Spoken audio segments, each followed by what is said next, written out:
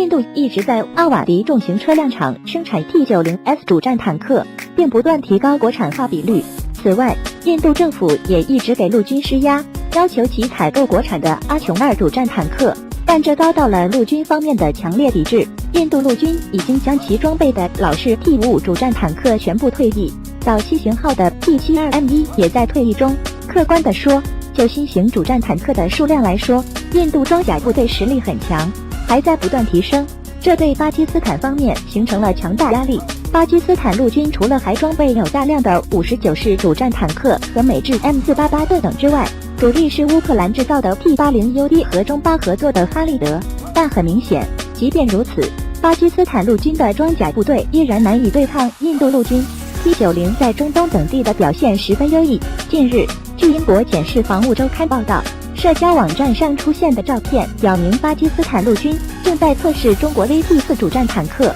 照片中显示，巴陆军装甲兵在某地驾驶 VT-4坦克。南亚地区的军备竞赛逼迫巴基斯坦也要升级自己的装甲部队。美国和欧洲制造的主战坦克太过昂贵，一辆标配的西方现代主战坦克单价至少要600万美元。俄罗斯生产的主战坦克比较便宜，在国际市场上也就单价300-400万美元。但很明显，由于印度的关系，俄罗斯不会向巴基斯坦出售主战装备。乌克兰一直是巴基斯坦陆军主战坦克的来源之一。此前还曾传出乌克兰要向巴基斯坦出售 P-84M 主战坦克的消息，在巴基斯坦本地设厂组装，并升级此前的 P-80UD。但根据泰国购买 P-84M 的情况看，乌克兰无力向国外客户按时提供主战坦克。乌克兰军工厂现在的主要任务是修复前线受损的装甲车辆，翻新升级库存老式装备，用于在东乌的交战，没有生产力应对国外客户。